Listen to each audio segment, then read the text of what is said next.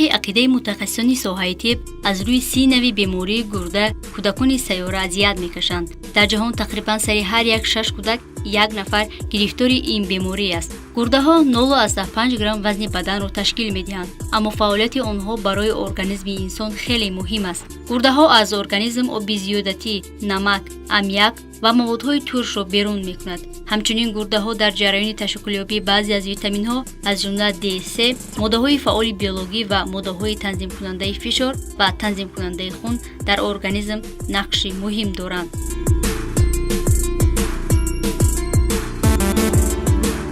маркази ҷумҳуриявии бачагонаи бемориҳои гурдаи кӯдакона ягона макони табобати чунин беморӣ дар ҷумҳурӣ мебошад. моро ки дунболагири ин мавзӯъ будем, риштаи таҳлил ба ҳамин макон овард ва ин ҷо имкон доштем бо мутахассисони соҳа ҷузъиёти ин масъаларо матраҳ бикунем.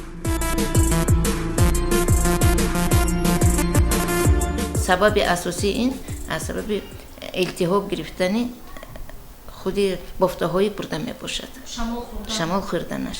яъне кӯдак ҳамеша бояд ки таҳти назорати албатта бемориҳои гурда якчанд хел намуд мешаванд. бемориҳое ки бо илтиҳоби калобачаҳои гурда сар мешавад ва ин бемориҳои гломерулонефритҳо медарояд. гломерулонефритҳо мешавад бо алоими нефротикӣ, вақте ки варами пайдо мекунад, бо аломатҳои нефритикӣ, вақте ки дар пешоб хун пайдо мешавад, ва бо алоими нефротикӣ ва гипертензионӣ, вақте ки дар пешоб ҳам хун пайдо шуданаш мумкин, ҳам варами пайдо шуданаш мумкин, ҳам фишорбаландӣ пайдо шуданаш мумкин. ин як намуди беморӣ мебошад.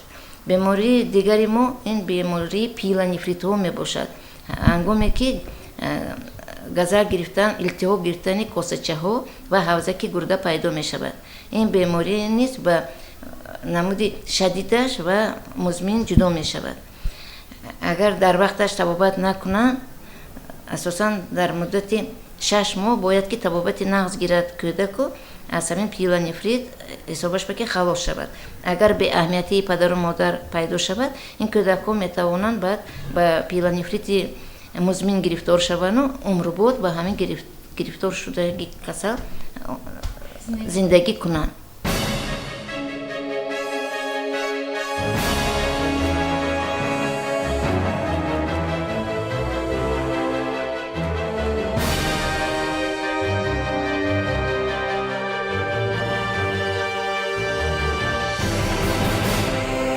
корро аз ташхисгоҳ ва утоқи ултрасадо оғоз намудем.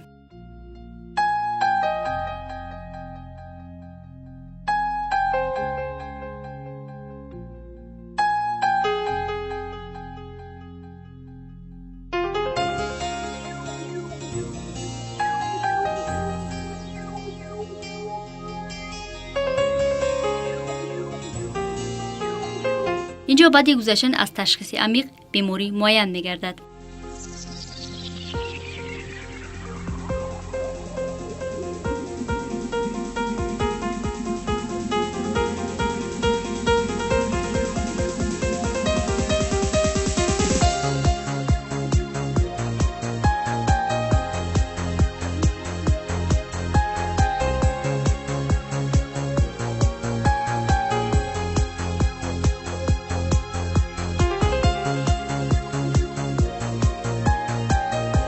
дар ин марказ кӯдакон аз тамоми ҷумҳурӣ қабул карда мешаванд. ҳукумати ҷумҳурии Тоҷикистон барои солимии ҷомеа, алалхусус кӯдакону наврасон таваҷҷӯҳи хоса зоҳир менамоянд. дар ҳамин раванд беморон инҷо бинобар тӯл кашидани табобаташон бо доруворӣ ва маводҳои ғизоӣ ба таври ройгон таъмин карда мешаванд.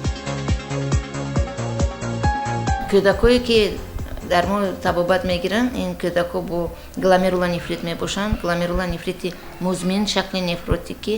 ин беморон дар мо аз синни 2 солагӣ то синни 18 солагӣ дар назорати диспансерии мо мебошанд. боз ҳаст бемории тубулопатия, фосфат диабет. ин беморӣ асосан бо качшавии устухонҳои пой сар мешавад.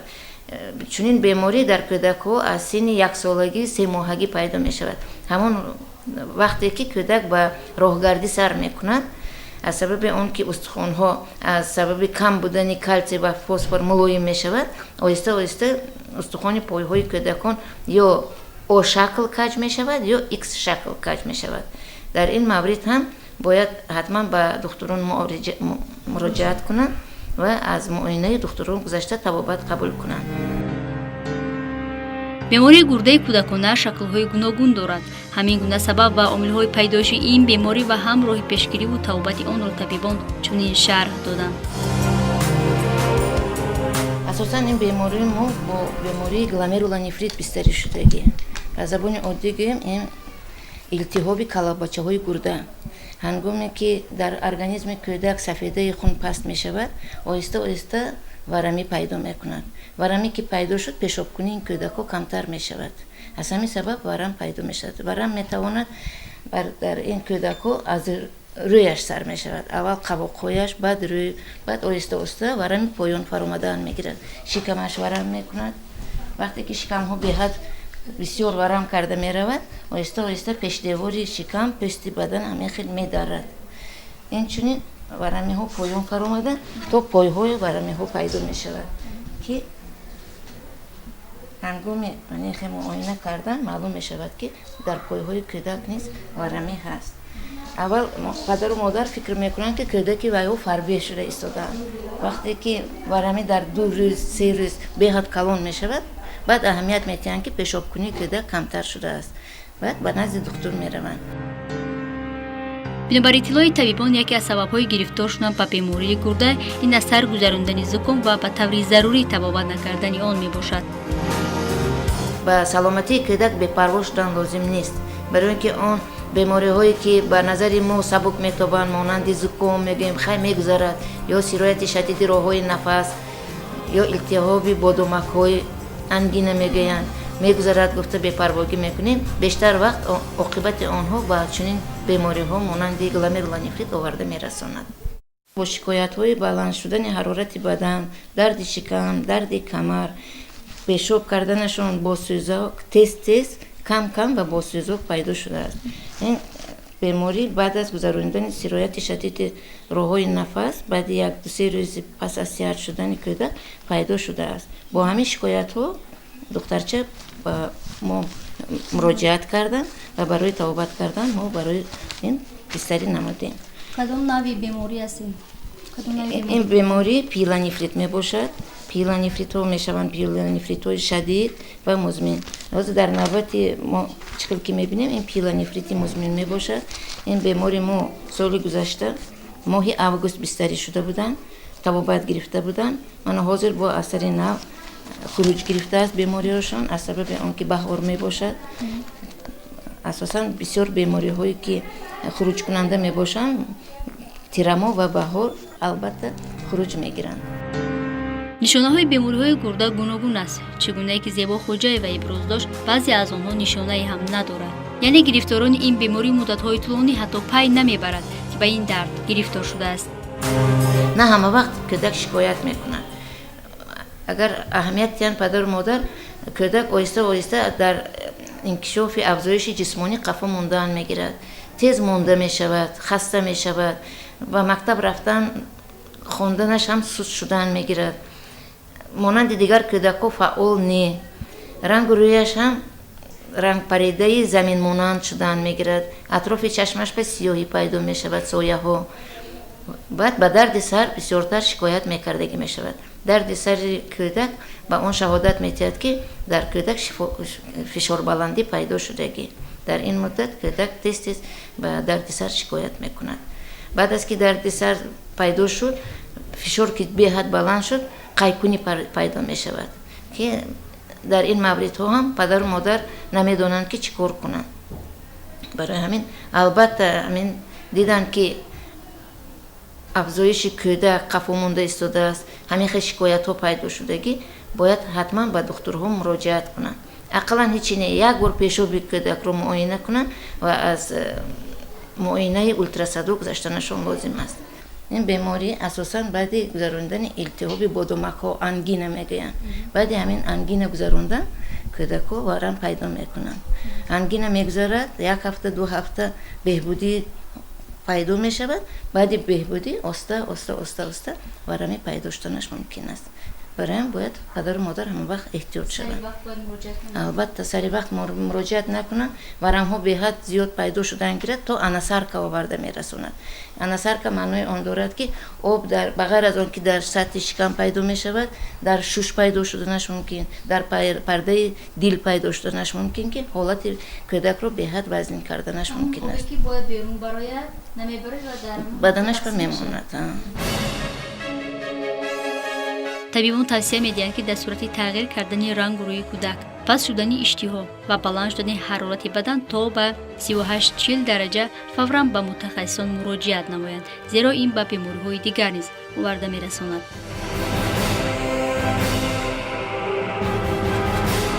چه شکایت میکنه وقتی که بیماری نوار میگیره؟ کجاشون درد میکنه که بهشون مثلا در میبریم؟ گرداشون درد میکنه، گرداش سرش درد میکرد، دل بی‌حضوری میشید، ورم میآورد. از سوی گرده ورم؟ از سوی گرده ورم میآورد. خب چند وقت پیش تبابت میکردین؟ شاید بی اهمیتی میکردین یا پرهیز نمیشکستین که دوباره باز گرفتار میشه؟ خب پرهیز شروع میکردیم. از چی پرهیز میکرد؟ از تیزی شوری، چی بریانی، از خونگی چی؟ از خونگی هم پری میکردیم، لباسای غوض هم میپوشوندیم. اگه خیلی با گریپ میشید از سرگردان میشید. یعنی هم کساشون بعد زکام با اثری نو میشه؟ بله. هر یک گیاه برای تبابت یک بیماری فایده کلان دارد. فرض میکنیم که اگر کودک‌های ما برای با کسل گلامرولونفریت یا نفریت میگیم با ورم‌های زیاد بیاین، با آنها ما حرکت میکنیم از گیاهای پپک جگوری به زبان روسی کوکوروزنی ریلچه میگن، از وی استفاده بردن ممکن، یا شیپونیک هلول خوچ میگن، از وی استفاده بردن ممکن. این دو گیاه خصوصیت پیشاب براری دارند. اگر ورم پیدا شده باشد، اگر ما این گیاها رو تیار کرده و بیماران دهیم، پیشابکنی آنها بسیارتر می شود و ورم آنها آهسته آهسته کم شدنش ممکن است. برای بیماری های التهاب کاسه‌چه و حوزه گرده یعنی پیل نفریتو ما می توانیم داروهای گیاهای رمشکه یا زویرابای استفاده بریم که اینها هم خصوصیت پس کردن التهابی که در گرده پیدا می شود برای همین فایده کلان دارد. برای هر یک بغیر از اون که گیاها استفاده میبرن، ما برای کودکایی که با نفریت تبابت میکنیم اینچنین زردالوقاق تعیین میکنیم، غولینگ میگوین. اون رو با آب تر کرده باید از آب همون استفاده برن که وی مواد به حد بسیار در ترکیبش کالی دارد.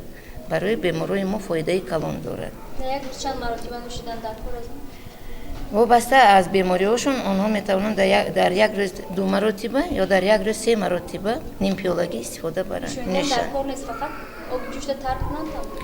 بعضی گیاهای آب جوش تر میکنیم، بعضی گیاها باید که جوشانده تیار کنیم. این گیاهی گزنده میباشد، کراپیوا نام دارد. اگر در پیشاب خون پیدا شود، از همون کراپیوا اگر استفاده برید، خون برآمدن خون کمتر میشود. من همین راستگی گیاهی شفا بخشم استفاده میبرم. من همین خوج، من راه دوک، بعد سانی ریشه ایرغه استفاده میبرم. چونکه نوشاکی، چونکه وای همین هم در گرده اگر که وای چه باشد نمک و دیگرش علتهای من همین التهاب باشه میگیرم. تبابت این بیماری مهلت طولانی را تقاضا میکند، یعنی بعد از رخصت شدن از بیمارخانه نیز ضرور است تا هر ماه از تشخیص گذرند و تا رسیدن تا به سن 18 سالگی زیر نظارت طبیبان این مرکز باشند. اینجا مکانی است که دفترچه طبیبی همه بیماران و اون نفرانی که به این مرکز مراجعت کردند نگهداری میشوند. یعنی اینجا خزینه حجت‌های شخصی بیماران و مزاجان این مرکز به شمار میرود.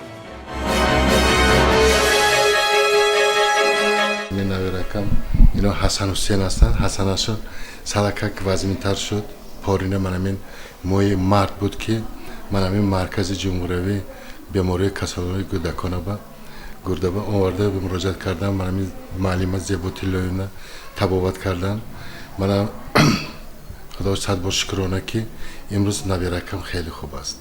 چون که این تبابت بیماری گرده که کودکان هستند فقط در مرکز جمهوری تبابت میکنن. در ناحیه نمیشدیم. سببش که خیلی نازکی هاشون به حد بسیار، نازکی هاشون بسیار. برای فقط مراجعت میکنیم ما منم یک ماه به یک بار آورده معلومه یک میبینن و توصیه میتین مسئله همون پریزشون دارو خوردنشون همش به خیلی ناز وارمشون گشتگی این آوردگی با بهت خاک تحلیلگاه گذراندگی بودن 5-6 بار زیادی بود و سفیدش حاضر خدا شکر خیلی ناز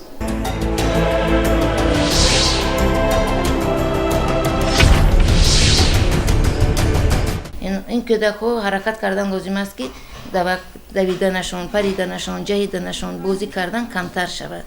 بعد این خیلی کودک‌ها رو همه وقت احتیاط کردن در کار که اینها با یگان سرایت گرفتار نشوند. اگر مبادا سرایت راه‌های نفس پیدا شده ماند یا زکام پیدا شده ماند، البته این کودک‌ها میتوانند اثر نو باز ورم کنند. برای همه طرفه باید این کودک‌ها رو احتیاط کنند.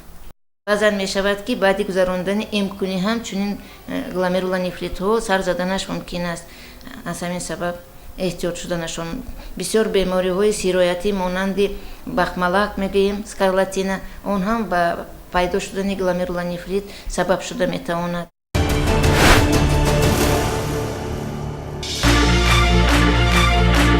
اینجا میباید نشانه های بیماری را دوباره تاکید نماییم. در قسم میان آهسته و بعد سخت‌تر دیگر شدن رنگی پیشاب و پیدا شدن خون و بوی در پیشاب، بلند شدن تب، پیدا شدن سایه در زیر چشم، بی‌حال شدن، خشک شدن دهان و تیز حس کردن گرمی نشانه های اساسی بیماری گرده می باشد.